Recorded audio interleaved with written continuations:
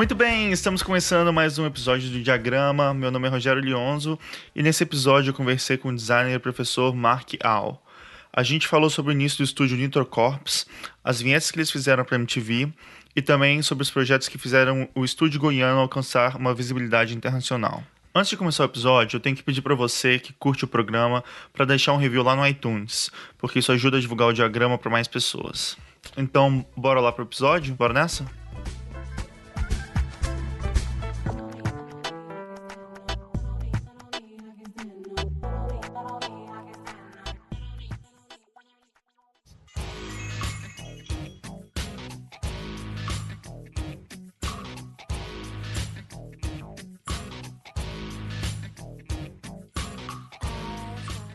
Voltamos com mais um Diagrama e esse é um episódio muito especial pra mim, porque eu tô conversando hoje com uma pessoa que me ajudou muito no meu início de carreira. Foi uma pessoa que considero um padrinho, assim, pro meu primeiro estúdio de design, o Mopa, que é o Mark Au. Mark, seja muito bem-vindo ao Diagrama, cara. Pô, tô me sentindo velhinho, cara. Essa história de padrinho aí, tem muita gente me chamando de padrinho.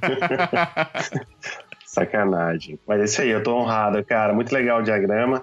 Tô escutando já alguns episódios aí e me divertindo muito. Que bom, cara, que bom. Então, cara, eu vou começar então com uma pergunta que eu faço pra todo mundo. Como é que você começou a fazer design? Eu comecei a fazer design sem saber que era design. Então, acho que é uma história meio recorrente, assim. Boa parte das respostas que eu ouvi, que essas pessoas que você já entrevistou dão, mas acaba que tem uma espécie de quase que verdade universal nisso, né?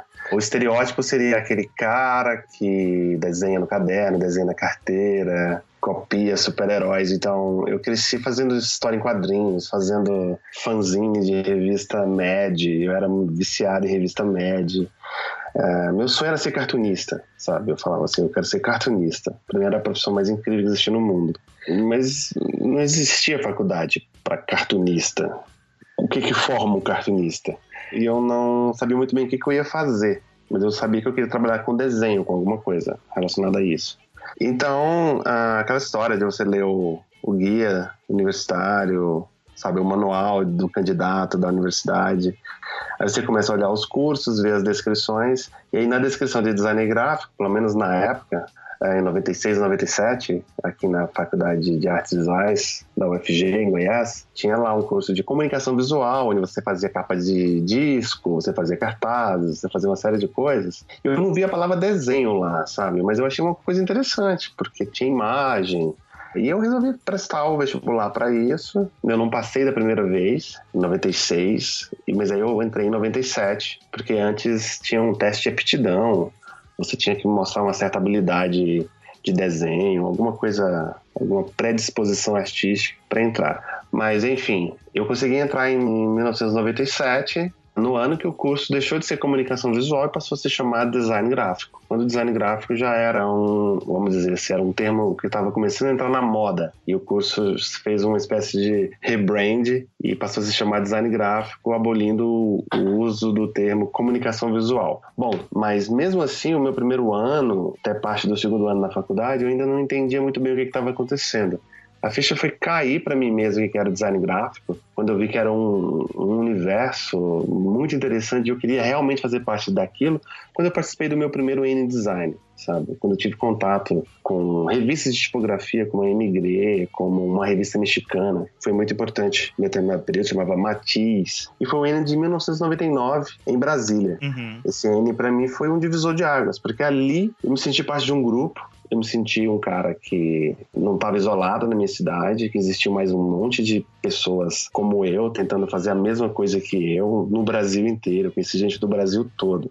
Então, para mim, foi um momento seminal para eu ter uma espécie de autoconfiança do que eu queria fazer. E também uma coisa recorrente, as pessoas falaram do N-Design, né? No meu caso, grandes amigos a vida inteira, eu comecei nesse N de 1999. Para mim foi muito importante. Eu tenho até uma relação muito, digamos assim, afetiva com esse N-Design. E é basicamente isso, assim, sabe? A partir daquele momento, em 1999, eu sei o que eu quero fazer. E ali a coisa ficou clara pra mim. Eu entendi o que a profissão se propunha e que dava pra fazer alguma coisa com aquilo ali. E aí toquei o barco. Acho que o N faz muito isso, né? Assim, ele te mostra a produção, o que as pessoas estão fazendo em outros lugares, né? E ao mesmo tempo ele aproxima muito diferentes realidades e você consegue ter muito essa noção de que outras pessoas já estão fazendo algumas coisas e que é possível fazer, né? Eu vejo muitos casos de pessoas, assim, depois de irem pro N, se empolgarem, se incentivarem a começar a própria coisa e correr atrás, né? E produzir mais mesmo. Mas pra mim o mais importante no N, cara, foi um sentido de corpo. É como se eu fizesse parte de algo. É aquele sentimento de como você descobrisse uma banda que vai ser a banda que você vai gostar pelo resto da sua vida, mas você se apaixonou pela primeira vez, assim, vendo o show dela. Pra mim foi aquilo. Em 99, quando eu vi que a coisa era, como ela poderia ser. Então ali eu tive contato com a banquinha do Stevenson, que vendia revistas do mundo inteiro. E aí eu vi Design Republic, eu vi Emigré, eu vi as coisas assim, cara, que eu não fazia ideia que existiam. Cara, aquilo explodiu a minha cabeça, sabe? Eu tive contato com tudo de mais incrível que existia no design naquele momento dos anos 90, concentrado numa pílula, sabe? Assim, chamada N-Design. E aquilo pra mim foi incrível, assim, sabe? Eu falei assim, eu quero fazer parte disso pra sempre, sabe? E foi apaixonante, assim, porque coisas que eu comprei na banca do Stevenson, naquela época, para quem não sabe, o Stevenson, ele é da Rio Books. A Rio Books foi uma banquinha de livros de design. Em qualquer lugar qualquer evento de design, em design, você ia encontrar a Rio Books lá e você ia comprar coisas que você não achava, porque a gente está falando de um período que a internet ainda era muito incipiente ainda, sabe? Isso é 99, mas a internet existia comercialmente no Brasil há menos de 4 anos, sabe? Então ainda era pouquíssima informação. E ali foi, cara. E ali você cria os amigos, ali você conhece pessoas que são amigos até hoje. Relações pessoais surgem ali, relações comerciais vão surgir décadas depois. Daquilo é incrível, sabe, o que esse tipo de evento pode fazer. Olhando assim em retrospectiva, você nunca faz ideia da influência que aquilo pode ter na sua vida, sabe? Eu te falo assim, a minha empresa que eu abri, ela não existiria se não fosse pelo N-Design. E falando especificamente da Nitro, assim, do começo da Nitro, as pessoas eram do curso também? Os 4 eram do mesmo semestre, assim? Vocês foram juntos pro N-Design? Como é que foi esse começo? Então, a Nitro Corps, ela, na sua última forma, ela, com o nome Nitro Corps, ela surge em 2003. Mas desde 98, a gente, como colegas de classe, que era eu, o Halbert, o Cláudio e o Greiner, nós já fazíamos alguns projetos, a gente assinava como Nitro Mídia, sabe? Numa época que tudo era mídia. Todas as empresas que trabalhavam com algum tipo de tecnologia tinham que ter mídia de alguma forma. Então, era o nome que você deveria utilizar, né? Então nós fizemos os nossos primeiros projetos. Foi um projeto para uma amiga do Cláudio que queria fazer um CD-ROM interativo. CD-ROM, parece pré-histórico hoje. E a gente fez isso usando o Director. Eu trabalhava numa editora, que foi uma editora muito grande aqui em Goiás. Eles publicavam no Brasil inteiro, chamava Editora Terra. E eu já sabia um pouco de Director, de fazer algumas coisas com isso. Nós fizemos esse projeto e já era um produto de tecnologia, né? Então a Nitro sempre teve essa relação muito próxima do que estava acontecendo no cenário tecnológico, tentar utilizar aquilo de alguma forma para o design. E na faculdade a gente sempre fazia os trabalhos, a gente era uma panela produtiva, sabe? Nós sempre trabalhávamos juntos, tentávamos fazer os projetos juntos e rolava uma certa química que posteriormente culminou na criação de uma empresa, sabe? Mas nós não criamos uma empresa de uma maneira muito sã e consciente. Foi uma loucura, porque trabalhando nessa editora, eu coloquei todo mundo para trabalhar lá. E depois de um tempo, o web design estava fazendo muito... Assim, o termo web design, a profissão web design, ela estava fazendo um certo boom no mercado. E do nada a gente ofereceu para a editora escrever livros sobre web design. A gente mal tinha escrito o TCC, sabe, da faculdade. E eles acreditaram na gente e encomendaram 8 livros pra gente de web design. Nossa. A gente não escreve nada, de repente nós vamos escrever 8 de uma vez. E aí o que acontece? Nós topamos fazer esse projeto e esse na realidade foi o projeto que iniciou a Nitro Corps. E o que aconteceu? Durante um ano nós ficamos na casa do Halbert, num quartinho sem ar-condicionado, aquela coisa, sabe? umas condições precárias, trabalhando ali 1 ano, foi muito difícil, mas nós conseguimos escrever esse livro. E nesses livros, a gente colocava teoria de design e a questão prática, porque eram livros técnicos também. A gente ia ensinar um cara a fazer um website, nós falávamos algumas coisas sobre tipografia, sobre cores, sobre harmonia, hierarquia, mas nós também ensinávamos Flash para o cara como colocar aquilo na prática. Nós fazíamos os exemplos, sabe? Nós aprendemos muito com isso, muito mesmo, assim, um trabalho concentrado de 1 ano. E a grana que a gente ganhou com esse projeto foi a grana, na realidade, que bancou a gente durante basicamente o primeiro, o segundo e parte do 3º ano da Nitro. Mas quando eu falo bancar, não é bancar no sentido de agora a gente está com muita grana, sabe? Era simplesmente a gente não passar fome. Era assim, fome vocês não vão passar. Porque vocês fizeram esse projeto e a gente ganhava royalties disso, sabe? Pequena porcentagem disso. O projeto não foi tão sucesso assim, porque na área de tecnologia tudo é muito efêmero, né? Tudo passa muito rápido. Mas foi o início, sabe? Essa editora foi o nosso primeiro cliente e a partir desse cliente nós conseguimos ir para uma salinha no setor sul em Goiânia, cada um pegar o computador e começar a fazer o que viria a ser depois um escritório. De verdade. Nossa, mas é muito louco. Vocês estavam no início da carreira de vocês e acabaram pegando essa responsabilidade de escrever 8 livros, né? Muito louco mesmo, assim, sabe? Totalmente imprudente e inconsequente.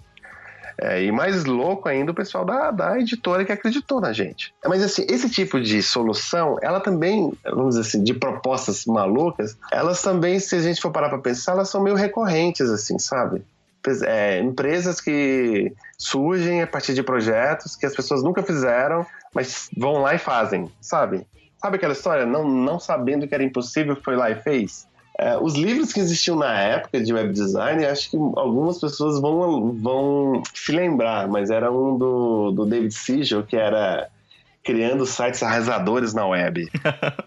Que é um negócio, eu tenho esse livro até hoje, estou vendo ele aqui agora. Que eu olho assim, não faz sentido nenhum o que o cara tá falando, cara. O nome é bom.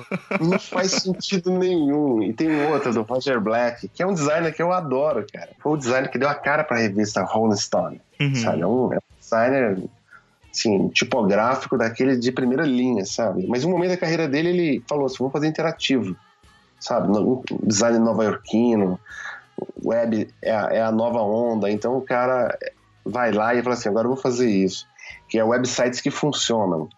É uma pérola também, sabe? É uma pérola. Esses eram os livros que existiam de design na época. E a gente foi lá e escreveu esses livros. E era muito legal, cara, porque aí a gente recebia e-mail de pessoas do Brasil todo. Porque a gente dava o suporte dos livros.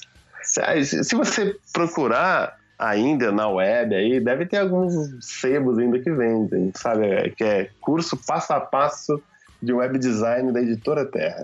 Legal, vou procurar. E ali tá assinado como Nitromedia, não era Nitrocorps ainda. A Nitrocorps foi quando a gente terminou de escrever isso, e um dia eu tô voltando de casa, acho que eu tava com o Robert dentro do carro, eu falei assim, cara, sério, a gente já tava tão cansado desse primeiro ano, e a gente falou, quer saber, como a gente quer dominar o mundo, né, tipo assim, é um elemento básico de qualquer designer que tá começando, vamos colocar Corp no final, que aí é uma corporação, fica a Corporação Nitro, né? Nitrocorp, sem o Z. E por que o Z entrou nessa história? Porque quando a gente foi ver o domínio, tinha um Zé Ruela no México que não fazia nada, mas tinha um domínio Nitrocorp registrado. E aí a gente falou, cara, esse nome é muito legal, vamos pôr um Z no final? E fica assim mesmo, fica Nitrocorps. E aí a gente, do nada, a gente criou um nome impossível de ser pronunciado no telefone, de pessoas que ligavam pra gente perguntando se a gente vendia remédio, suplementos pra academia, sabe? Tipo, Nitrocorp, sabe? Ó. E era um nome que as pessoas não davam conta de escrever o e-mail, assim. A receita é perfeita pra se fazer nome de marca, sabe? Nome difícil de ser pronunciado no telefone, nome em inglês complicado, pronúncia que não faz sentido. Nós seguimos o que não fazer ao pé da letra. E um belo dia, eu recebo um e-mail desse cara, assim, um belo dia, eu faço muitos anos depois, desse cara do México. Ele fala assim, eu acho tão incrível que vocês usaram o meu nome com Z e fazem coisas muito melhor do que eu até hoje. Parabéns, cara. Se vocês quiserem usar o Nitrocorp, podem usar. Eu falei, cara, eu venci. E vocês pegaram o domínio do cara? Não pegamos não, mas foi tava... muito interessante, porque o cara, ele reconheceu que nós fizemos jus ao nome Nitrocorp, entendeu? Porque ele não usava o domínio pra nada, ele era um designer mexicano também, que fazia só era um...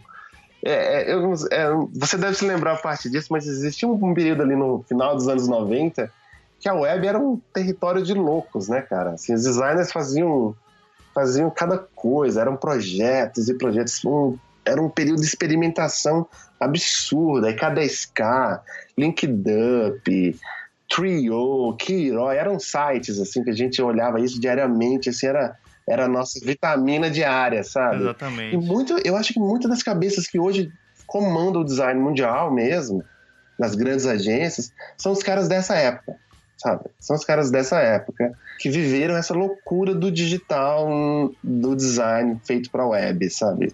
Uhum. Pô, e eu sinto falta daquele período até hoje, cara. Eu também, cara, eu também. Porque é difícil achar uma coisa hoje. Ela é uma coisa muito, vamos dizer assim, direto ao ponto, né? E muito objetiva e funcional. E perdeu um pouco aquela característica louca, experimental que existia, sabe, assim, nos anos 90. Porque ali não tinha um livro de regras ainda, né, cara? Hoje a gente tem compliance de tudo quanto é tecnologia possível para fazer. Então, você ao mesmo tempo pode fazer tudo, você já está limitado, porque todas as tecnologias já estão estabelecidas. Naquele momento, não. Naquele momento valia tudo, sabe? Valia você fazer website com página de entrada. Então, por exemplo, você entrava num site, você tinha uma cover, que era uma arte, só para depois você entrar no conteúdo.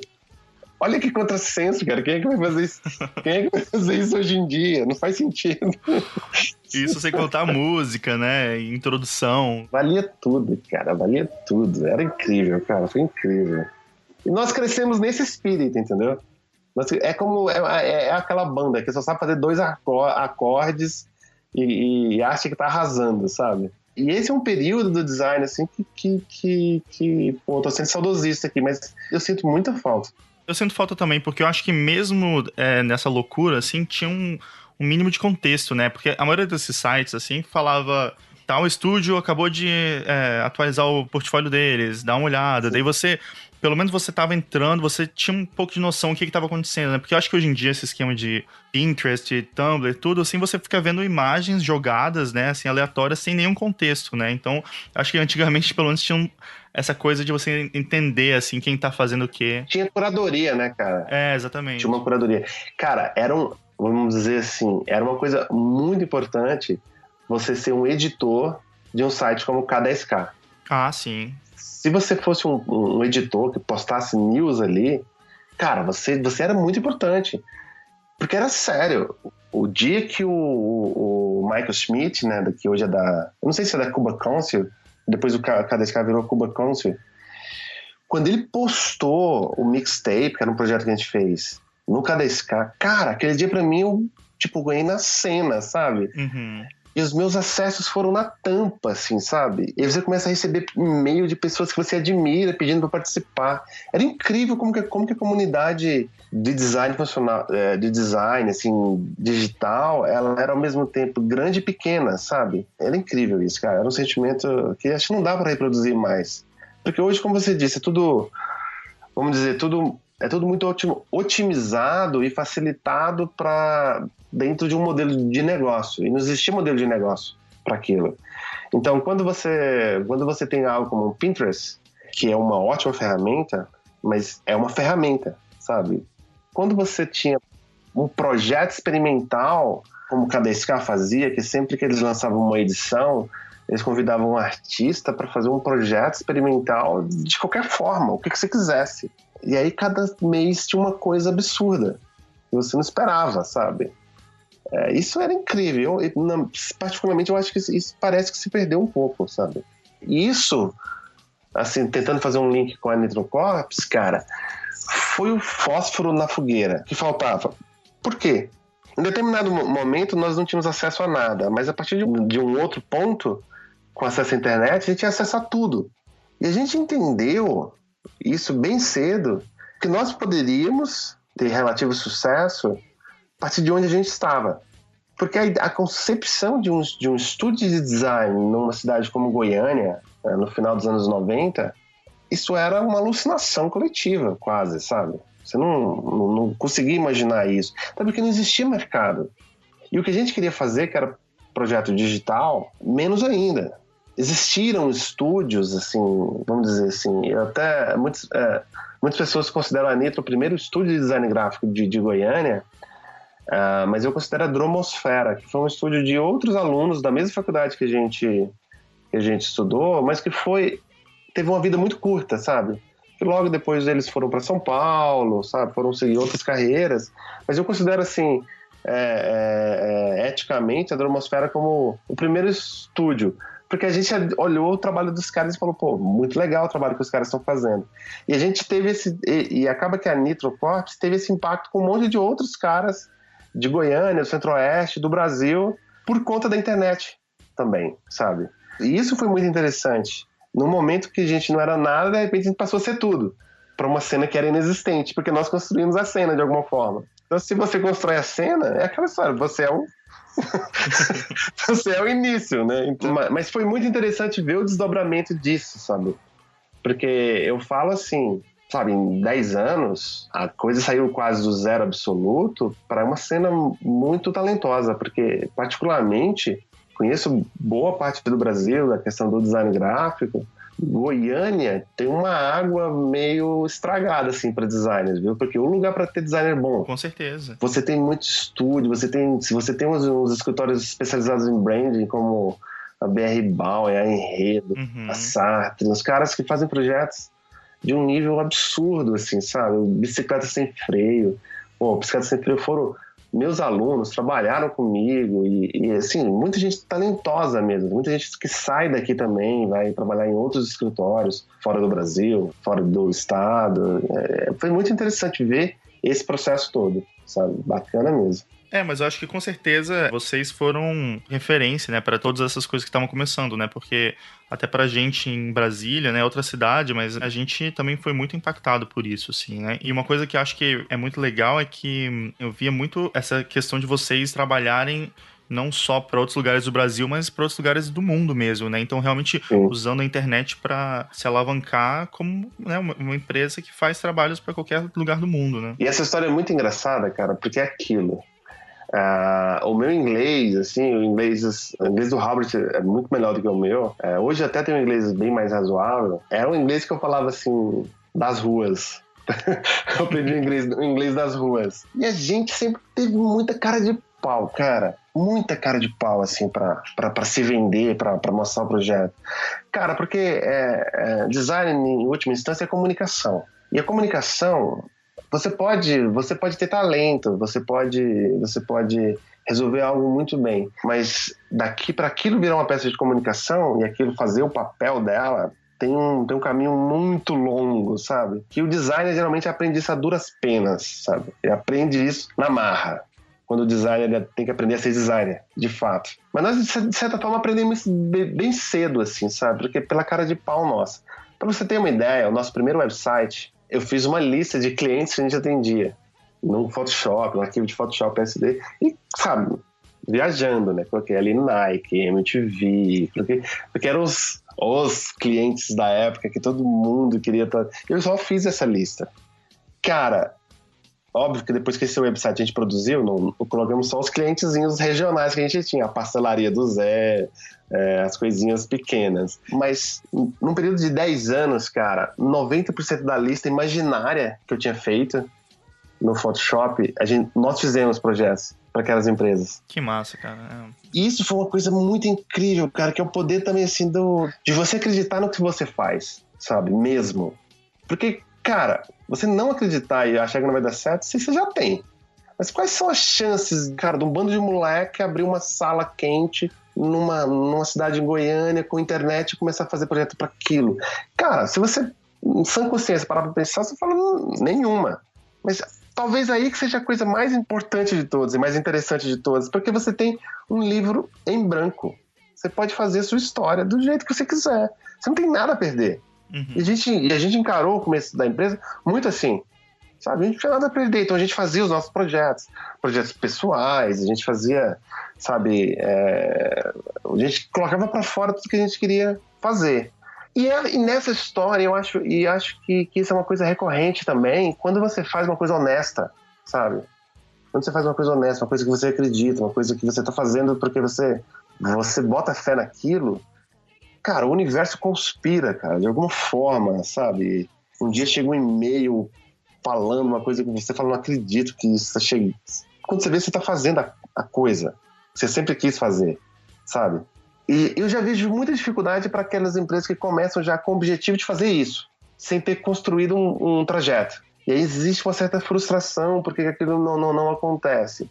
Porque não entende que essa é uma leitura pessoal minha, que eu acredito que aquele diretor de arte que está fazendo parte da agência que atende a grande empresa, porque dificilmente a grande empresa mesmo chega em você, sabe? Assim, o escritório mesmo. Hoje talvez mais, mas na época ela sempre via alguma agência.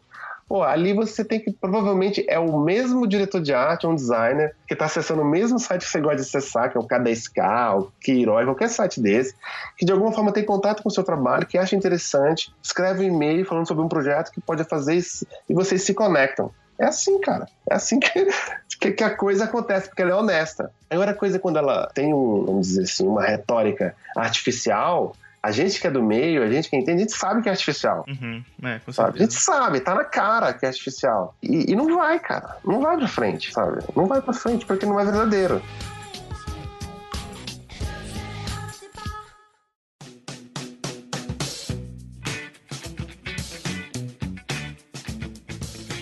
Cara, eu queria que vocês contassem um pouco como é que vocês começaram a trabalhar com clientes de fora, clientes internacionais.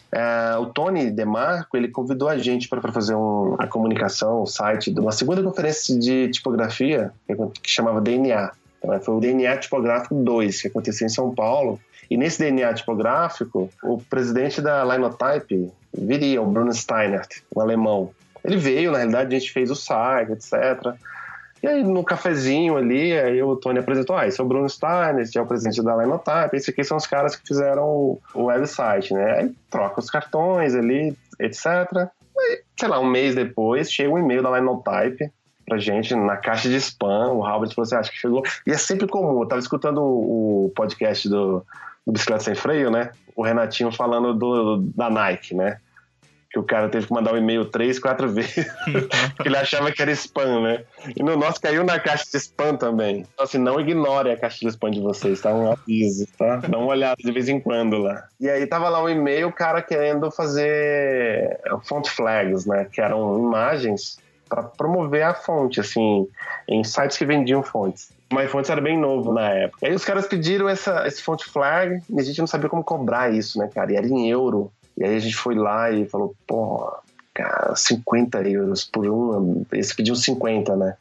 50 euros se os caras pagar para cada um, a gente fez a conta, você tá ótimo. Então, mandamos pro cara e falou, beleza, pode fazer. A gente, que? Fácil assim? E fizemos, cara. E na sequência que a gente fez a entrega, os caras falaram assim, é o seguinte, a gente quer 500 font flags. 500, cara, a gente ficou alucinado, a gente não acreditava, cara. E a gente pediu ajuda de todos os nossos amigos, inclusive acho que vocês fizeram também, né, lá no Mopa. Foi. Eu fiz alguns, o Daniel fez outros. A gente chamou um monte de galera pra ajudar a gente a fazer, cumprir o prazo. Cara, eu acho assim, foi um trabalho incrível, divertido, conheci muita gente, fiquei mais próximo de muita gente que trabalhou no projeto. E aí depois os caras vem aquela bolada em euro, cara. Cara, esse dinheiro, a gente tinha até uma foto que a gente tinha feito um dia que a gente sacou no banco. Parecendo que, sabe, parecendo filme de mafioso, quando tá com dinheiro, assim, que é... faz uma foto assim, achando que tá rico. Mas nem era tanta grana, assim, se a gente for parar pra pensar em perspectiva. Cara, mas essa grana a gente dividiu entre a gente ficou comendo desse dinheiro quase 3 anos cada um, assim, sabe? E foi muito legal porque a gente falava assim, ó, segura o seu aí, agora vamos fazer as nossas coisas aqui. Aí a gente inventou outros projetos, sabe? Aí eu tinha um monte de vetor lá, aí eu fiz eu chamava de Vector Extravaganza, que não tinha ainda coisas do tipo Shutterstock, né? as pessoas compartilhavam de verdade mesmo. Coloquei todos esses vetores juntos ali e disponibilizei na web, fiz um sitezinho simples. Cara, isso viralizou, cara. O conceito de viralizar pra mim não existia, mas viralizou. E saiu no K10K, saiu nesses sites. Um monte de gente baixando isso, gente mandando e-mail agradecendo. E eu comecei a ver os meus vetores, um monte de projeto, cara. De outras pessoas, assim. Uma vez existia uma produtora em Nova York chamada Exópolis. Ela fez um rebrand pra Nickelodeon. Pô, e tá lá os desenhos que eu fiz, cara. Eu falei, cara, que loucura, cara. Que loucura. E essas coisas que a gente não tem o controle, que a gente faz quase de maneira despretensiosa, parece que são as coisas que mais dão retorno. Porque a partir disso, cara, os caras se viram amigos de um monte de pessoas que você nunca imaginou que você ia conhecer na sua vida. Sabe? Os caras vão lá e te mandam um e-mail, pô, legal, gostei. Aí os caras fazem também, inspiram outras pessoas a fazer a mesma coisa. Aí depois virou moda compartilhar vetor. Mas antes de ser modinha, eu já tinha feito. Então, cara, até te contar uma história. Eu lembro que eu tinha baixado, né, esses vetores, e daí eu tinha feito uma ilustração, assim, pra mim mesmo, assim. E daí eu lembro que a gente foi até uma das primeiras vezes que eu falei com você, porque eu comecei a fazer umas coisas e usei uns vetores também, e eu te mandei, falei, putz, olha só, usei aqui nessa coisa. Eu tava, tipo, né, te mostrando também, porque eu acho que é legal dar esse feedback. E daí foi nessa história que você virou e falou assim, pô, então, tá a fim de... Eu tô com esse trabalho aqui da Linotype, você tá a fim de fazer uns font flags também, né? Então, é muito legal, porque esse trabalho da Linotype foi o meu primeiro trabalho internacional também, sabe? Então, olha que incrível, né, cara? Olha que incrível isso. E olha o tipo de conexão. Pô, você fez uma coisa com a coisa que eu fiz, me mandou um e-mail e ali eu achei legal o seu trabalho, eu falei, já te chamei para um trabalho, sabe? E é assim, cara. As pessoas muitas vezes, elas pensam que as coisas são muito difíceis, mas elas não têm coragem de encarar a coisa, sabe? De verdade mesmo. Exatamente. Eu sinto que, sei lá, às vezes você tem que, sabe, botar as coisas pro mundo, assim, e as coisas vão retornando, entendeu? Assim, se você também ficar pensando demais, será que eu mando um e-mail? Porque a gente faz um plano, né, cara? A gente faz um plano na cabeça, a gente passa toda a história. E eu entendo essa insegurança, porque ninguém gosta de ser rejeitado, né? Então a gente não quer ser rejeitado, a gente quer ser aceito. Pô, eu acabei de voltar de Londres agora, que eu fui participar de uma conferência acadêmica.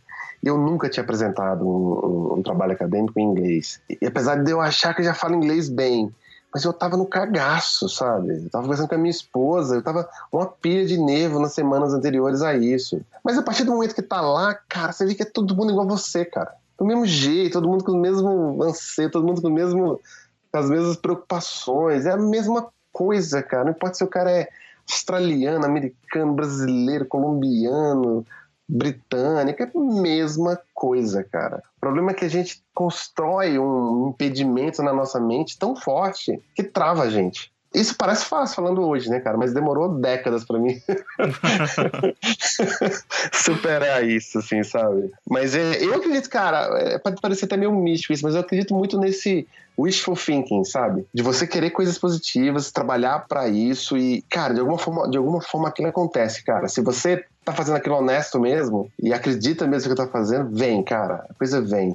Eu ouvindo o podcast da Filmorama, do Jackson, cara, eu nunca me esqueço um dia que eu tava em São Paulo, quando em 2007 nós demos uma palestra de encerramento no Pixel Show em São Paulo. E o Jackson, anos depois, ele veio conversar comigo, falou assim, cara, sabia que eu tava naquela conferência? E ele falou assim, eu vi a palestra de vocês, falei, cara, se esses caras em Goiânia conseguem fazer isso, a gente consegue fazer também, cara. Que legal. Tá vendo como que a coisa funciona? Pô, o Marcelo, a Vanessa do coletivo, no N-Design de Santa Maria, que foi o ano, assim, basicamente, que começou os 2 escritórios, assim, Nitrocorps e Coletivo, nós meio que temos uma história muito parecida. No N-Design de Santa Maria, nós levamos praticamente a mesma peça de divulgação, cara. Eles fizeram um cartaz azul com um macaco azul. E nós fizemos um cartaz com um macaco azul, cara. E os dois estúdios fazendo rolê, cada um fazendo o seu rolê específico, distribuindo para as pessoas cartazes, bottoms, etc.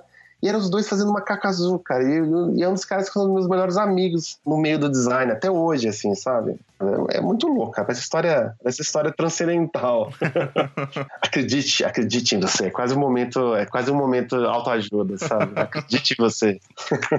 Então, cara, e depois? Eu lembro que vocês fizeram bastante coisa pra MTV também, né? Teve uma época que vocês começaram a fazer umas vinhetas pra MTV, Motion também, né? Essa história é muito engraçada, cara. Entre essa fase de ficar comendo a grana da Linotype e não ter outros trabalhos, Porque assim, pode parecer, nossa, agora os caras estão fazendo trabalho internacional, mas não vem tanto assim. E todo mundo sabe, quem viveu essas crises internacionais, a crise de 2008 praticamente acabou com estudos que faziam projetos para fora no Brasil. A crise de 2008 quebrou os Estados Unidos, né, cara? E foi muito difícil para quem dependia.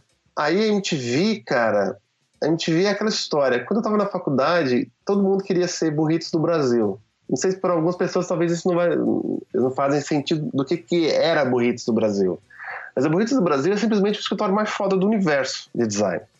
Que eram os caras que trabalhavam na MTV, que montaram um escritório para fazer a house da MTV e fazer as coisas da MTV, cara.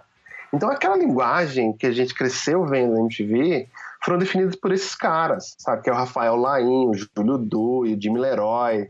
Esses caras todos, assim, que são, sabe? Que assim, qualquer designer brasileiro que pirou naquela fase grunge, Carson da vida, tem que conhecer. Senão não sabe o que é o design brasileiro. E o Rodrigo Pimenta, ele era o diretor de promos da MTV. Promo era o departamento da MTV que cuidava de vinheta, do look do canal. A Burritos já não existia mais. Mas o que eu fiz, cara? Tem um grande amigo, São Paulo, Carlos Bela. Esse grande amigo trabalhou na MTV durante muitos anos. E eu conheci ele através de InDesign também, de fórum, sabe? Fórum, daquele que você ia fazer login, entrar, e tinha um monte de threads, assim, que você tinha que ir acompanhando, assim, não existia rede social. Lista de e-mails também, sabe? Essas newsletters. A gente tinha uma newsletter muito importante, assim, pra mim, que chamava Erro 404, que é o Rodrigo Davi, esses caras aí que tocavam essa lista. E ali tinha muita gente bacana. E aí o Carlos Beira, eu só falei pra ele assim, cara, você me passa o contato de alguém da MTV que eu posso mandar um projeto? Ele falou, faz o projeto, aí depois vê aí e eu te passo, sabe? E eu tinha uma ilustração que eu tinha feito e era amigo e sou amigo ainda, né, dos caras do Buraco de Bala em Brasília. E um dia o Emerson tava lá na Nitro e ele viu uma ilustração que eu fiz. Falei, cara, Emerson, eu queria animar isso aqui, cara. Aí ele olhou assim, porra, maluco, cara aí, nego, tá pronto, cara. Você tá com a ilustração feita, só fazer uma câmera subindo, anima esses personagenzinhos aí. Eu falei, será, cara? E eu peguei a ilustração que eu fiz e animei essa ilustração. Eu aprendi After Effects fazendo a animação da minha ilustração.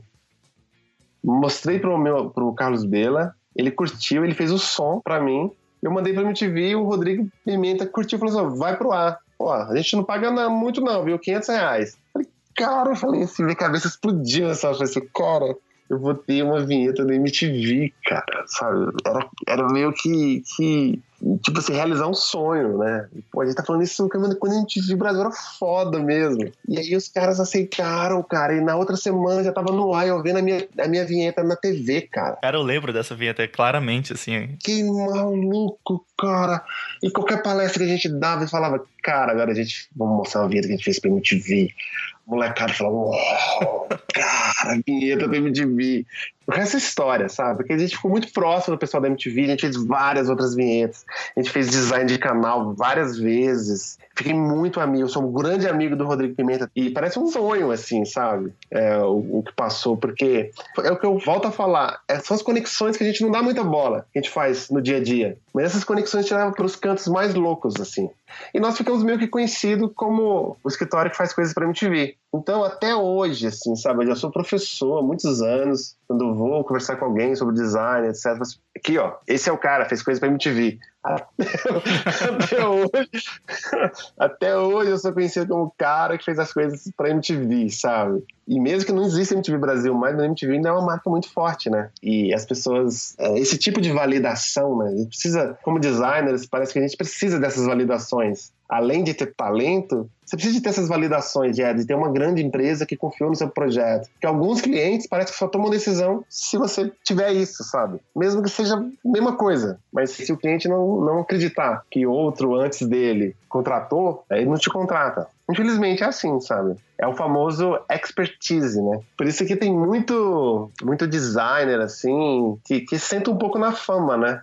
Que construiu, e pela fama que ele tem, do tudo que ele atendeu, ele toca empresas, fecha projeto, faz o que for, e tem uma equipe foda de design trabalhando com o cara, assim, mas o cara não põe mais, muitas vezes, a mão prática, né, de ir lá e fazer a coisa, sabe? Porque nem tem tempo, na maioria das vezes. Isso aconteceu um pouco comigo mais ali pro final da Nitro, assim. A gente tá falando aí do começo da Nitro, né? Mas depois queria saber como é que foi essa vida mesmo do estúdio, assim, né? Em relação a trabalhos de identidade, de ilustração, de motion. Como é que vocês até dividiam também esses trabalhos diferentes, assim, né? No escritório? Assim, depois dos 5 primeiros anos, assim, do escritório, que é aquele período de afirmação, o escritório ele teve um fluxo de trabalho meio constante, assim, sabe? Então, nós já tínhamos um bom relacionamento com agências de publicidade, agências de publicidade do eixo Rio-São Paulo, as regionais também, clientes diretos. Nós já tínhamos um fluxo constante, sabe? Teve período que nós tivemos 12 pessoas na Nitro Corps trabalhando, junto com os sócios. E aquilo, né, cara? Virou uma empresa mesmo, sabe? A rotina, o trabalho, nós atendemos festivais daqui, e ficamos meio que conhecidos por uma determinada estética, né? Talvez hoje seria uma estética vetorial, uma coisa mais simples, mas...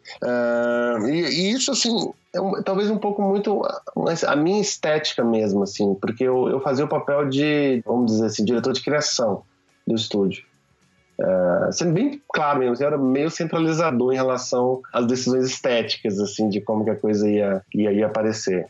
O Greiner, que era um dos sócios, ele se especializou mais na questão da administração do escritório. O Robert, ele ficou mais na parte técnica de desenvolvimento, nas questões de web, aplicativos, tanto que hoje ele trabalha com UX, né? User Experience.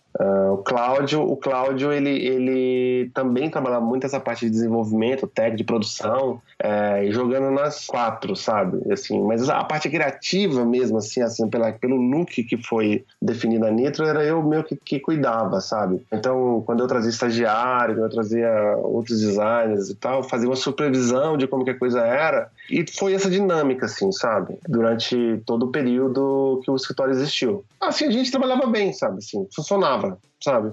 Mas é aquela história. Qualquer empresa, ela vai ter seus percalços, seus altos e baixos. Assim, eu não acredito numa empresa que só tem altos. Assim, isso não existe. Eu lembro como se fosse hoje, assim, no começo do escritório, li um livro, acho que foi a mãe do Cláudio, que era um tipo assim, socorro, tem um sócio, que passava, que era um ilustrado, assim, era uma coisinha muito engraçada. No final, a história era tipo assim, que a sociedade não funcionava, sabe? A sociedade não funciona, cara. A sociedade não funciona. Mas assim, a minha opinião hoje, claro, é assim, que toda empresa foi feita para fechar. Pode parecer contraditório isso, sabe? Mas quando eu falo que toda empresa foi feita para fechar, é que, salvo raríssimas exceções, essas empresas ou elas são adquiridas, ou elas são incorporadas, ou elas são compradas, ou elas remodelam o negócio para uma outra coisa. Mas porque as pessoas, nós não somos tão lineares assim, sabe? A gente cansa. E não é só uma questão financeira. A gente cansa mesmo de algo que você está fazendo. Por que as pessoas mudam de emprego? Muitas vezes tem emprego ótimo, mas não suporta mais fazer parte daquilo. E o cara, às vezes, prefere receber menos e fazer uma outra coisa que é um novo desafio para ele, ou, sei lá, responde por um anseio que ele busca. E isso é muito mais comum do que a gente imagina, sabe? Então, assim, apesar da nossa dinâmica funcionar, ali em 2014, a gente sentia que tinha um desgaste já diário que não ia ser positivo para o futuro. Pelo menos essa leitura que a gente teve na época. E a gente decidiu terminar o escritório na boa, sem dever, sabe? Nós fizemos um plano de finalização do escritório, pra você ter uma ideia. Sabe? O escritório, desde que tomamos a decisão, ele ficou quase 8 meses funcionando ainda. Com a gente lá como pessoas maduras, resolvendo todos os percalços legais, etc., para ter uma saída natural, assim, sabe? Por mais que, nós ficamos 8 meses planejando uma saída, e mesmo assim foi traumático, cara, sabe? Durante 14 anos da sua vida você tem uma rotina, de repente você não tem aquela rotina mais. Tem momentos que eu tenho saudade, tem momentos que eu quero ter distância. Faz parte, cara, faz parte. Cada sócio vai desenvolvendo, durante esse processo todo, interesses por outras áreas, né? Isso é normal acontecer, sabe? Mas todo mundo que estiver ouvindo isso, tiver um sócio, é a coisa mais comum que tem você, cara. Hoje você desenha, você adora fazer, sei lá, digamos, projeto gráfico. Cara, vai chegar um momento da sua vida, você começa ali a cozinhar. Você começa a achar muito mais prazer na cozinha. E aí você fala, cara, vou largar o design e vou cozinhar. Foi o que aconteceu com o meu sócio, o Greiner. O Greiner, ele é cozinheiro, cara. Ah, é? Não sabia. Ele adora isso. Ele faz ele tem os produtos dele, ele faz os jantares. Ele é um cozinheiro de mão cheia, sabe? Sempre foi. E essas coisas vão acontecendo naturalmente, cara. Essas coisas vão acontecendo naturalmente. É muito, assim, muitas vezes a gente se pega num certo saudosismo, sabe? Mas no final das contas a gente tem que pensar que isso é um business, né, cara? Business é business. Cada um tem que tocar a vida. E, de certa forma, não tem muito segredo, assim, não tem algumas coisas. 2014 foi um ano muito difícil pra gente. Não por questões, assim, do escritório não estava indo bem, sabe? Pô, foi o ano que a gente perdeu que era o quinto Nitro Corps pra gente, que era o Cláudio Marinho. Assim, perdemos ele de uma maneira muito repentina, sabe? 33 anos. Foi o ano que meu irmão faleceu. Muita coisa muito pesada aconteceu, assim, sabe? E colaborou um pouco para isso. E a nossa palestra no Design de Goiânia, que foi uma coisa meio cabalística, assim, no ano que a Nitro termina, o ano que tem um Design em Goiânia. E foi uma palestra, assim, que todo mundo foi chorando de lá, sabe? E foi uma palestra meio de expurgo, sabe? Que a gente pôs tudo para fora, foi pesado. Mas no final das contas, valeu muito a caminhada, assim, sabe? Até hoje falar, ainda fico...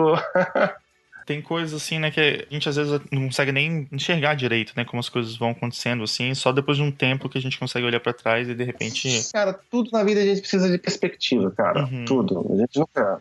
Quando a gente tá no meio do furacão, a gente nunca sabe o tamanho que ele é, cara. Só depois que você dá o zoom out ali no Google Earth, você vê o tamanho da porra toda, sabe? Mas cara, eu fico muito feliz, assim, de ver a importância que a gente teve pra muita gente, assim, sabe? Muito podcast que eu vi aqui, de algum momento as pessoas citam Nitro, assim, cara, isso é muito foda, cara, muito foda, muito foda, sabe? Não, cara, com certeza. Muito legal. Mas assim, a vida não para, né, cara? Por exemplo, o Neural Brand tinha um projeto, chamado Neural Brand, que sempre foi um lado B meu, assim, eu fazia umas coisas, uns projetos experimentais lá. E hoje meio que é o meu escritório, né? Assim, que eu continuo dando consultoria, não faço projeto no mesmo volume que eu costumava fazer, mas já tô naquela vida, assim, sou professor, tenho home office em casa, trabalho com a minha esposa, que é designer também, a Dani Had. A gente trabalha em casa, fazendo os projetos que a gente gosta, sabe? Eu falo que eu tô num momento ótimo da minha vida, sabe? Esse é um momento de tranquilidade espiritual e mental, assim, do que eu quero fazer. E adoro ser professor hoje em dia, cara. Adoro. Demais. Sensacional. Então, cara, isso é até uma coisa que eu queria conversar com você, né? Porque a gente tá falando aqui, mas assim, paralelamente a isso, durante muito desse tempo, né, você também já dava aula, né? Você tinha comentado que dava aula até pro pessoal, né, do Bicicleta Sem Freio, né? E quando é que você começou a dar aula? Quando é que isso começou? Cara, a primeira vez que eu dei aula foi em 2003, porque um professor de um curso tecnólogo da Faculdade de Anhanguera me convidou para dar umas aulas, assim, uma vez por semana num curso de web design que teve nessa faculdade. E foi uma experiência horrível para mim, cara. Horrível, sabe? Porque eu lembro, cara, que a aula era na segunda, meu final de semana acabava, cara. Quando era domingo, eu já não tinha graça mais, cara, porque eu não sabia o que eu ia falar pros meninos, cara. Eu não sabia. Entrar numa sala com 30 pessoas durante quase 4 horas, eu me sentia assim como um palhaço no picadeiro, sabe? Tentando entreter as pessoas durante 4 horas, cara. Me esforcei muito, assim, sabe? Me esforcei muito, consegui dar disciplina, mas fiquei meio traumatizado dessa primeira experiência, sabe? Porque não tinha nenhuma experiência acadêmica. Mas em 2005, eu resolvi fazer um concurso para professor substituto, na mesma faculdade que eu formei. E eu passei. E foi nessa estada aí que eu dei disciplinas como tipografia, como ilustração, como... Sabe, as disciplinas que eram disciplinas obrigatórias da grade. E eu tive uma turma, assim, uma turma fora da média, sabe, assim... Turma com o Gilvan, que hoje é diretor de arte e animação, sabe? Assina a direção de arte de desenhos da Cartoon Network, e tava nessa turma. Tem cara que saiu dessa turma que é professor também de animação e games no Belo Horizonte, que é o Virgílio. Os meninos do Bicicleta Sem Freio são dessa mesma turma. Eu não sei, tinha uma água nessa turma que o talento que saiu dali de uma maneira absurda. Eu tive a felicidade de ser professor deles nesse período. E foi uma experiência muito boa para mim, assim, como professor. Você sabe a turma fácil de dar aula? Você chega lá e fala assim, que eu tô pensando nisso, e a coisa simplesmente sai, com qualidade, todo mundo parece que sabe o que tá fazendo. Eu não tive muita dificuldade de dar aula. E eu gostei muito, cara. E aí nessa história aí, eu já empolguei, fiz um mestrado lá mesmo. E depois que eu terminei o mestrado, já tinha um concurso lá para professor do curso de comunicação e eu passei, sabe, assim, meio que sem planejar. E de repente eu virei professor concursado da Federal, sabe, de Goiás. E no começo ainda tinha uma certa dificuldade em relação à dinâmica de professor, mas com o tempo, cara, a coisa vai engrenando e eu curto, assim, sabe? Porque eu gosto de ver o desenvolvimento do aluno que chega assim, sabe? O cara sai ali do ensino médio, não sabe o que quer fazer e de repente ele vai se achando, se né? tornando um profissional, ele vai se encontrando, assim. Eu gosto de fazer parte desse momento, assim, sabe? Eu gosto de poder instruir, de poder mostrar exemplos, de falar o que pode fazer. Eu gosto muito de ler as pessoas, assim. Acho que eu tenho uma percepção muito boa para fazer uma leitura macro das coisas, assim. E é muito legal, cara, assim, sabe? Quando eu coloco em perspectiva os alunos que eu tive, os estagiários que eu tive no escritório, eu tive estagiário austríaco, tive cara que veio dos Estados Unidos para ficar com a gente alguns meses no escritório. Cara, todas essas pessoas vieram para cá por conta do trabalho que a gente desenvolveu, sabe? Vem pro Centro-Oeste, Goiás, cara. O cara que vem pro Brasil vai falar que vai vir pro Goiás, é a mesma coisa de ir pros Estados Unidos, onde você vai? Eu vou pro Iowa, sabe? Nossa, que excitante, né? A mesma coisa, o cara veio por vocês, entendeu? Pelo trabalho, assim, pelo que ele conhece sobre isso. E eu tento passar um pouco isso pros meus alunos, assim, sabe? E agora eu tô afastado como professor porque eu tô fazendo doutorado. Já que eu tô na chuva, né, vamos sopar de vez, né? Agora eu tô fazendo esse doutorado e tô adorando, cara. Tô fazendo em Brasília, na UNB, fazendo em arte e tecnologia. Eu gosto muito dessa interface entre design, arte, tecnologia, sabe? Tanto muitos projetos que eu faço que verte para esse segmento, sabe? Pô, sei lá, tô me divertindo, cara. Muito bom.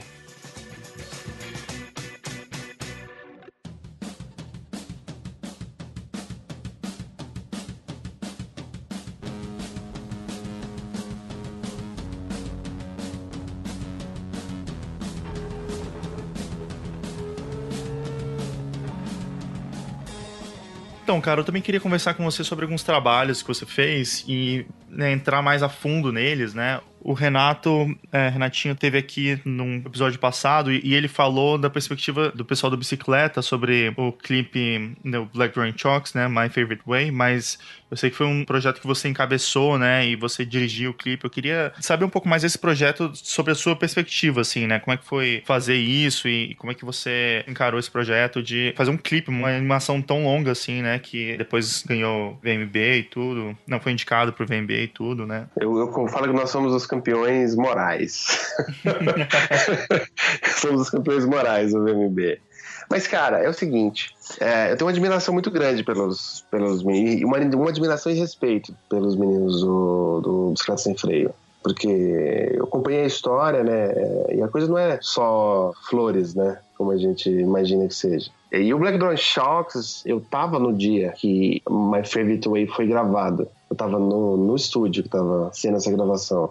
Inclusive, no dia que o produtor fez o primeiro take dela, tava tendo um show, uma festa no Martins Sererê. Acho que ele tocou essa música lá e a aceitação foi boa e tal. Um dia eu falei, acho que foi pro Douglas ou pro Vitor, eu falei, cara, eu queria fazer um clipe da banda, mas que eu não ia fazer um clipe sozinho, né? Que pra mim tinha que ter a cara do Bicicleta Sem Freio. E a gente conversou e a gente decidiu fazer o clipe. E eles confiaram no meu trabalho também. E eu tinha uma visão de como que eu acho que poderia ser. Tentei absorver os elementos da linguagem deles e propus uma narrativa, né? Uma narrativa geral, sabe? Do avião, da coisa toda, de usar tipografia, da gente ter desenho de mulheres, uma série de coisas, mas eu não fui ditatorial no sentido do que tem que ter em cada cena, sabe? Eu só tentei criar um outline geral do que seria o clipe. E o meu papel nele foi fazer a coisa acontecer, cara. Foi uma loucura, porque a gente nunca tinha feito nada 2D nesse nível, integrando com 3D para fazer 3D parecer 2D. E a gente não sabia como fazer nada, isso aí, nada. óbvio, amigos que já tinham um pouco mais de experiência explicaram pra gente algumas coisas, mas no final das contas, nós ficamos 5 meses trabalhando nisso, no horário que a gente tinha tempo, porque isso foi um trabalho pro bono, né, sabe? Eles não tinham grana e eu tinha interesse em fazer, porque eu sabia que esse era um projeto que podia dar um certo, vamos dizer assim, nome pra gente, né, uma certa exposição. E de fato aconteceu isso, sabe? Então, 5 meses com o trabalho do Renato, do Douglas, do Vitor, da Suriara, do Giovan, do Virgílio, do Robert, do Cláudio, do Greiner, todo mundo. No momento ficou 12 pessoas trabalhando nisso. Da Nívia, a gente tem as cenas que o avião tá com a fumaça, então todas aquelas fumaças foram desenhadas quadro a quadro, a partir de uma partícula que estava sendo emitida em 3D. E no final das contas, eu fiquei com o desafio de, além de dirigir, eu peguei todos esses assets separados e eu montei todo o clipe, assim, sabe? Pra ter uma coerência de videoclipe. Então eu também não fui só o diretor do tipo, faz isso, faz aquilo. Não. Foi relação do início ao fim, assim, sabe? E foi incrível, assim, cara. O vídeo terminou, quando esse vídeo foi lançado, explodiu, cara. Explodiu, assim. Foi pra MTV, assim, direto e passava na MTV o tempo todo, cara, o clipe, sabe? E a banda, então, ficou mais conhecida ainda. A música do clipe, a revista Rolling Stone elegeu ela como a melhor do ano, sabe? Assim, ela foi uma música cantada em inglês, uma banda de Goiânia, foi eleita pela revista Rolling Stone Brasil como a melhor do ano. E isso deu mais visibilidade pro clipe ainda, sabe? E aí ele foi indicado pro melhor videoclipe do ano no VMB, quem ganhou foi o Skank. Com um clipe legal, mas, pô, vamos lá, né? Pô, nada a ver. Mas óbvio que a gente não ia ganhar, né? A gente não paga jabá, a gente não paga nada, não é assim que funciona, né? A gente entendeu como que o mercado funciona ali, sabe? Assim, a gente entendeu que nós éramos os campeões morais ali da coisa. E cara, é incrível, sabe? Pô, a gente fez outros projetos por conta desse projeto, cara. A Buck aí de Nova York, ela entrou em contato com a gente depois que viu esse clipe. E nós fizemos um projeto pra Mountain Dew por conta desse clipe do Black Dawn Chalks. Que massa, cara. Eu lembro que esse trabalho da Mountain Dew também tinha animação quadro a quadro, né? Sim, sim. É assim, a direção da Buck, obviamente, né? Nós fomos o trabalho braçal dos caras, assim. Tivemos a parte criativa em alguns aspectos, mas, cara, foi uma lição de vida aprender a trabalhar com os caras. Ver os caras trabalhando, como que eles trabalham, sabe? O prazo era muito curto, mas eles estavam pagando muito bem, assim, sabe? Aquelas coisas, os budgets de agência, né? Aquelas coisas que a gente não acredita. E deu certo, cara. Assim, a gente trabalhou, a gente fez a peça. Inclusive porque era uma peça, continuação de uma peça que deu muita visibilidade pra Buck, que foi o primeiro comercial que eles fizeram pra Mountain Dew, sabe? Que é um cara da bicicleta, sabe? Esse cara da bicicleta mesmo é o Thomas Schmidt. É ele feito rotoscopia, que é um dos diretores da Buck. É ele mesmo que se fez ali de modelo e fez a rotoscopia em cima. E quando eu fui em Nova York, eu conheci o cara, sabe? Esse cara é super simples. E sabe o que foi mais engraçado? Quando eu falo que, cara, é tudo igual. A Buck de Nova York, em 2010, eu não sei como é hoje, era a cara da Nitro, cara. Era uma salinha pequena lá em Chinatown. Como eu falei pra minha esposa, eu falei, tá vendo, cara? A gente cria uma ilusão tão grande das coisas. E os caras estavam lá no escritório legal, assim, mas era pequeno, cara. Era pequeno e parecia o nosso. Só que de longe a gente imagina que deve ser um puta penthouse, um negócio assim, último andado, 3 andares, aquela coisa toda. E não era, cara. Incrível isso, cara. É muito louco isso mesmo, né? Porque pelo site você não consegue saber, né? Não sabe. Cara, e logo do início a gente tinha essa concepção, a gente falava assim, cara, a gente pode ser quem a gente quiser, dependendo de como a gente se comunica na web. Então podemos parecer com uma mega corporação com filiais no mundo todo e as pessoas vão acreditar, sabe? Então a web tem disso, né? Pelo menos tinha, né? Não sei hoje. Esse esquema de animação, né? Vocês depois acabaram fazendo também um projeto que ficou bem famoso também, que foi um projeto pro Verão MTV, né? Que daí já envolve também uma questão de um sistema, né? Pra todos os blocos e todas as programação do canal, né? Como é que foi isso?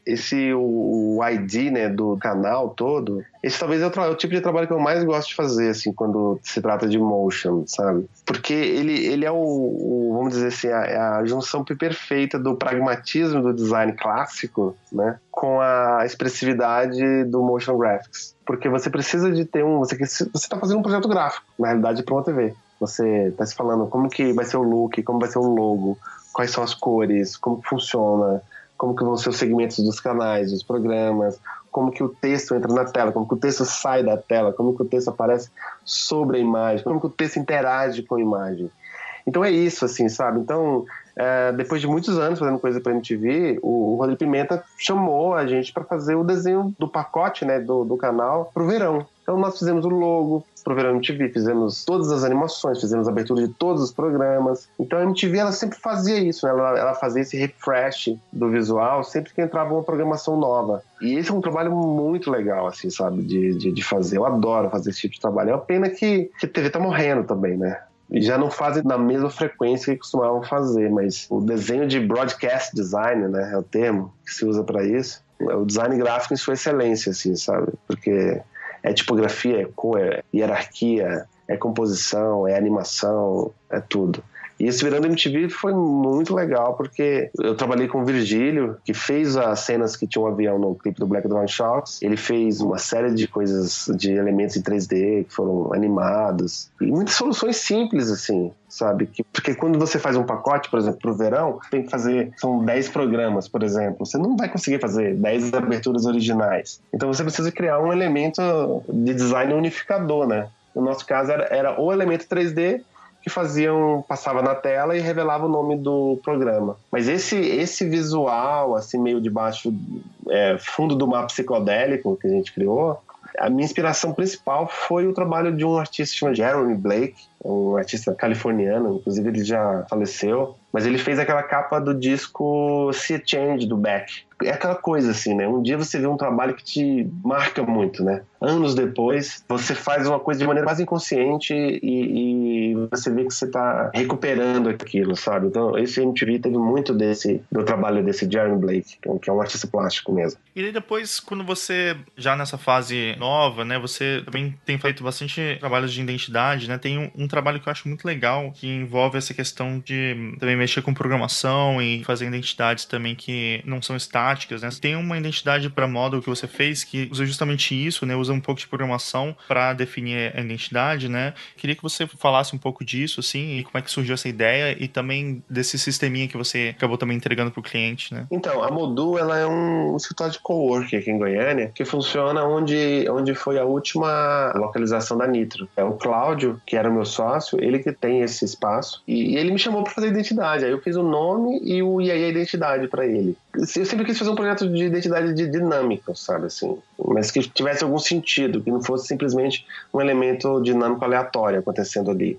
E aí, a partir de uma tipografia existente, que é a Magda, eu fiz modificações nela e eu criei uma proposta de módulo que pudesse ter diversas variações dos caracteres no sentido horizontal e no sentido vertical. Só que a primeira versão da marca que eu fiz, essas variações elas deveriam ser feitas de maneira manual, sabe? Eu tenho algumas sugestões, eu explico quais seriam os critérios de distorção, sabe? A letra M, por exemplo, ela nunca é modificada, porque ela é o meu elemento de apoio para manter a legibilidade. Mas todas as outras letras, elas podem ser distorcidas, menos as suas curvas. Então, elas podem ser distorcidas na horizontal e na vertical. No mesmo ano que eu fiz esse projeto, teve um curso sobre design gráfico computacional em São Paulo, com o Drawbot. Foi feito um curso dado pelo Eduardo Omini e pelo Gustavo Ferreira, que é o Eduardo Omini e o Gustavo Ferreira são designers, tipógrafos, e eles são, além disso, excelentes programadores. Uhum. E eu fui para São Paulo fazer esse curso e fui com esse projeto na mente, assim, eu queria automatizar isso. E nesse curso eu aprendi a programar um pouco em Python, usando o Drawbot, e no Drawbot eu consegui, com a ajuda deles, implementar o que eu gostaria de ser dinâmico nesse projeto. E aí eu tenho uma interfacezinha que controla, eu entreguei pro cliente, na realidade, isso, sabe? O cara vai lá, ele modifica, ele pode usar isso de maneira aleatória, ele pode... Enfim, tudo que eu acho que poderia ser dinâmico e automatizado, eu automatizei. E o cliente pode usar isso da maneira que bem quiser, ele salva como PDF, etc. E foi muito bom isso, porque isso abre uma nova perspectiva assim, para o designer gráfico, que quer pensar o design como sistema dinâmico mesmo, sabe? Porque nesse contexto que a gente está, cada vez mais esse componente dinâmico, ele é uma variável importante nas decisões de design, não apenas de design gráfico. Sabe? Essas soluções paramétricas, ajustáveis no contexto, Se você parar para pensar, uma janela responsiva nada mais é do que uma solução de design dinâmica que está consciente do que está acontecendo, sabe? Mas como que a gente faz isso? Pô, a gente indica ali no HTML que tem alguns breakpoints para determinados tamanhos e só, se for 900 pixels, não mostra dessa forma, mostra dessa forma. Mas essa maneira de pensar, essa é a maneira de pensar do design digital contemporâneo, assim, sabe? A gente não pode pensar mais em design como um sistema finito, pronto, uma coisa que está ali. Nós temos que pensar no design como sistema dinâmico, assim, sabe? E essa identidade foi um momento ótimo para poder explorar esse tipo de ideia. E isso, claro, que dá para fazer muito mais coisa a partir disso, sabe? Eu estou trabalhando atualmente com visualização de dados também, melhorando um pouco o que eu aprendi de programação e tentando expandir mais os horizontes, assim, do que nós podemos fazer como designer gráfico, sabe? E o Drawbot, assim, para quem tem interesse, ele é talvez uma ferramenta perfeita para se iniciar nesse tipo de projeto dinâmico de design. Porque o Python, ele, óbvio, eu estou falando de uma maneira simplificada, mas das linguagens disponíveis para você começar a aprender a programar, talvez seja a mais simples de todas, assim, e muito poderosa.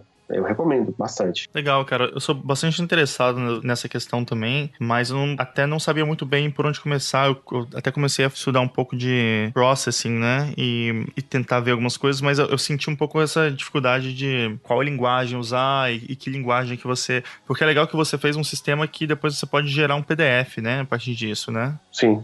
Mas tem uma questão, Rogério, tem uma questão assim que é mais importante. Não importa se você está fazendo no Python, no processing, etc., mas... vai ter um momento no estudo que é difícil mesmo, eu entendo que não é fácil para mim ainda. Tem um momento que a lógica de se pensar, de utilizar o pensamento computacional para aplicar na nossa visão de design, como nós podemos utilizar isso como designer, tem um momento que faz um clique, que você começa a pensar as coisas em módulos, quase, sabe? Uhum. Você fala assim, aqui eu posso fazer isso, aqui eu posso fazer isso. E isso é independente da linguagem, sabe? Toda linguagem vai ter um loop, toda linguagem vai ter uma lista, toda linguagem vai ter um dicionário, toda linguagem vai ter um número randômico, toda linguagem tem as mesmas coisas, só muda a maneira como você escreve, sabe? Mas repita, é muito bom aprender isso, cara. É muito bom porque abre um novo campo de possibilidades. E nós, como designers, que conseguimos perceber os elementos de comunicação, talvez um pouco à frente, por trabalhar com isso diretamente... isso melhora muito a nossa capacidade de comunicação e de prospecção de projetos, inclusive de soluções que a gente pode apresentar. Para mim, hoje, o design ele é um sistema dinâmico.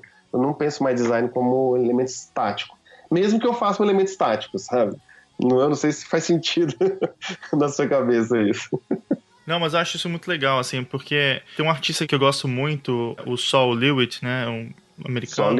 O trabalho dele tem muito essa questão de, às vezes, assim, o trabalho por si só é o processo, né? Não é o resultado, né? É uma série de coordenadas, por exemplo, né? É o trabalho dele que é um algoritmo, ele só dá as instruções de como deve ser pintado. Exatamente. Manda aquilo pro museu, o cara vai lá e pinta. É isso. E eu acho isso muito legal também, nessa questão de design também, pensar nisso, né? Uma identidade pode ser um código, né? Assim, e que gera várias coisas, mas assim, a entrega, né? É o processo, né? Não é o resultado final. Eu acho muito interessante esse pensamento também para design, sabe? Exatamente. E uma coisa que eu acho legal, assim, até voltando para um trabalho que você falou antes, né? Mas você tinha aquele projeto do Designs Mixtape, né? Que vários designers mandavam as músicas que eles estavam escutando e criavam uma arte baseada nisso, né? E eu vi que agora você também tinha feito um projeto sugerindo músicas, né? Que também tem uma coisa bem visual, assim. Eu acho legal essa questão da música, né? E eu queria que você comentasse um pouco esses projetos, assim, porque eu acho legal essa interseção, assim, de música, da música, né? E faz vários projetos ao redor disso. Isso aí eu acho que é onde eu, vamos dizer assim, sou mais feliz, né? Porque os meus projetos pessoais, eles flertam muito com isso. E o Design Mixtape, ele partiu foi de uma coisa muito engraçada. Eu tava numa quadrilha com o Grainer, assim, quadrilha de festa junina, e aí a gente tava conversando, né? Lá eu falei, cara, você viu tanto que designer gosta de ouvir música quando tá trabalhando? Porque todo mundo quando tá trabalhando geralmente tá com fone e escutando música, né? Cara, eu tenho tanta vontade de saber o que os outros designers estão escutando, sabe? Desse jeito.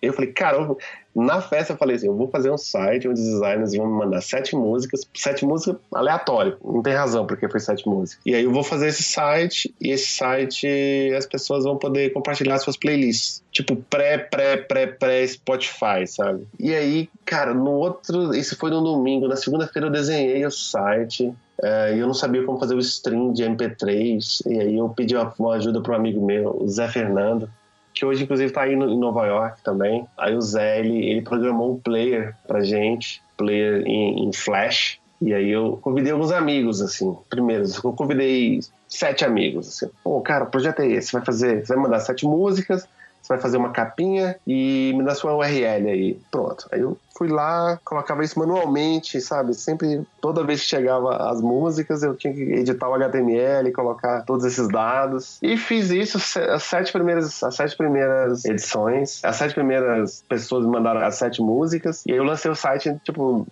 na outra segunda. Então foi feito em uma semana. Cara, foi a coisa mais incrível do mundo, porque todo designer que eu conheço adorou o site e queria participar. E foi tão incrível, cara, eu poder ter um pouquinho do que as pessoas gostavam, o que elas pensavam, o que elas gostavam de ouvir. Eu conheci tanta coisa nova a partir disso.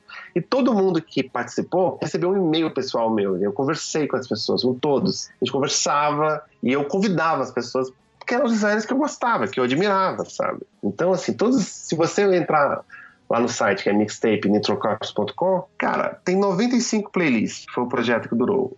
Todos esses caras aqui são caras que eu admiro muito, todos que estão aqui. E pessoas que... Cara, tem uma história muito engraçada. Um dia que o Carlos Segura, não sei se você conhece o Carlos Segura, mas o Carlos Segura é o fundador da T26, uma font house. O Carlos Segura um dia mandou um e-mail pra mim, tipo assim, cara, adorei seu projeto, eu quero participar, eu preciso participar do seu projeto. E eu falei, como assim, cara? Eu falei, cara, o Carlos Segura tá pedindo participar do meu projeto, cara, eu não acreditava, sabe? Eu falei assim, você não pede, você manda, sabe? E eu tinha um espaço de banner assim ainda, sabe? E ele falou assim, pô, posso colocar um banner da T26 ainda? Ele também já fez o jabá dele, né? Aí eu falei, claro, colocou o banner da T26 e ele mandou a playlist dele e ele me mandou um pack da T26, assim, cara, daqueles com todos os espécimes de fonte, cartazes e tal, que eu guardo esse negócio aqui como se fosse ouro, cara, até hoje. Um negócio enorme, um pacotão da T26. E, cara, eu olho a lista, assim, sabe, dá até uma emoção, cara, porque, pô, acho que vocês estavam aqui também, ó, o Mopa. A gente foi, sim. Aqui, ó, playlist 79, é o Mopa. Ó, Beta Shibata, Seyman Chou, tem o Justin Fines, cara, tem o Volker Gotter, Marina Shakur, Mika Sax, os caras, só os velhos, cara, os velhos bons demais, viu? E foi incrível, cara, porque aqui eu conheci todo mundo que eu conheço, sabe, assim, de fora. Fiquei amigo de muitos dos que estão aqui, sabe, até hoje, assim, por uma coisa em comum, música e design, cara, música e design. Sabe? Interesse por música e design. Não, a ideia é muito boa, né, cara? E assim, é engraçado que eu fico olhando, como você falou, você olha essa lista assim, você fica, caramba, tipo, é tanta gente pessoas que estavam fazendo. Cara, são pessoas. Você tava falando bastante do K10K, né? Mas ele participou também, né? Ele participou, o Michael Schmidt. O Michael Cena também do York for Them, né? Todo mundo participou dessa parada. Eu lembro que foi. E você vê os caras que estão aqui nessa lista hoje, muitos desses caras são os líderes da indústria, cara. Muitos desses caras estão. Sabe, muitos foram vender coco na praia, que cansaram, né? Mas muitos caras são a MK12, sabe? Tá aqui, ó, a playlist 70. MK12, cara, qualquer pessoa, qualquer motion graphicer que se preze e não souber o que é a MK12, sabe, deveria pular de um prédio, sabe? Porque os caras que definiram a linguagem do motion graphics. Eles definiram a linguagem, cara, praticamente. Enfim, foi incrível isso aqui, cara. Foi incrível fazer esse projeto. E é incrível saber que ele é em Flash e se você autorizar ele a rodar no seu Chrome, ainda roda até hoje, cara, isso. É legal que ainda tem a lista de todo mundo, né? Tá tudo aqui. E o Music Advice Series, que é essa que tá no meu site, eu até coloquei pra download, mas aí foi uma exploração mais pessoal mesmo, né? Eu brincando um pouco com tipografia, como que eu podia explorar, sabe, a música só pela imagem, né? Só pela tipografia. Então, a letra da música, o tempo da música e a Helvética, né? Isso. O que você pode fazer com isso? Então, E aqui, assim, quem tem um olhar mais atento vai ver uma referência clara, Design Republic da vida, sabe? Assim, sabe, você ter aquela helvética condensada. Condensada não, né? Com a entreletra mais apertada, sabe? Que, cara, convenhamos, é bonito pra dedéu, né, cara? É muito legal. E tá lá, sabe?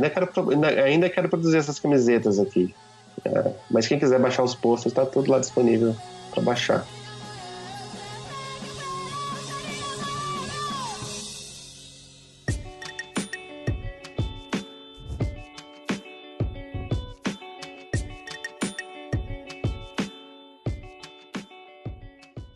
Pô, Mark, muito bom conversar com você, cara. Foi demais, assim, relembrar muitas coisas antigas, escutar coisas novas. Valeuzão mesmo por dividir tudo isso com a gente, cara. Pô, legal. Pô, aí também, assim, a gente tá falando de umas coisas que passaram, mas eu não sou muito saudosista, não, cara. O negócio é futuro, sabe? O negócio é pensar no futuro, fazer coisas novas e não ficar lamentando muitas coisas, não. E, cara, obrigado pelo convite. Muita sorte aí pro Diagrama, cara, que a geração de conteúdo de qualidade em português, assim, tem crescendo muito nos últimos anos, sabe? Muita gente dedicada, tirando seu tempo. A gente sabe que não é fácil fazer isso, né, cara? Assim, a gente começa como brincadeira, mas quando vê a coisa vai tomando tempo mesmo, e se a gente não se organizar, a gente roda, né? E valeuzão por você estar dedicando um tempo pra fazer isso, cara. Muito legal mesmo. Obrigadão, velho. Valeu mesmo. É isso aí.